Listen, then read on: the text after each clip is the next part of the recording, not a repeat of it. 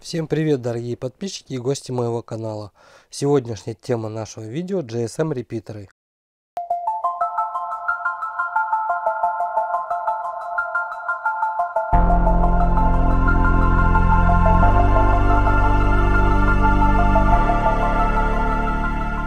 Итак, ребят, вы находитесь в деревне или на даче на удалении 10-15 километров от ближайшего города либо поселка.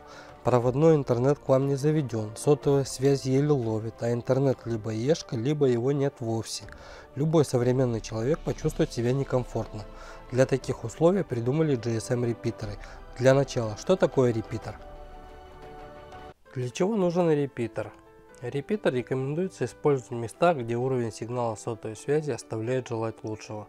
Возможными следствиями недостаточной мощности сотового сигнала являются следующие проявления: полное отсутствие голосовой связи и мобильного интернета 3G, 4G, нестабильный дозвон, плохое качество связи, прерывание речи, бульканье, помехи. Про интернет: низкая скорость мобильного интернета 3G, 4G. Также, если телефон ваш перегревается от того, что сигнал слабый, а телефон работает на полную мощность, он может вызвать головные боли.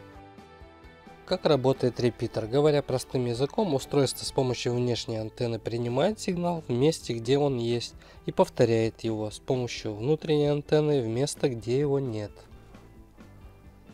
Другими словами, ваша антенна принимает сигнал, к примеру, на крыше и передает в дом, где нет сигнала вовсе.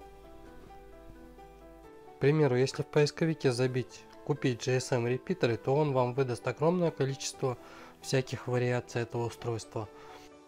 Все они отличаются диапазонами. Это GSM, 3G, 4G. Я же вам рекомендую взять сразу трехдиапазонный GSM, 3G, 4G, чтобы все в одном было. И до 5000 можно найти приемлемое решение. Так что выбор за вами, ребят.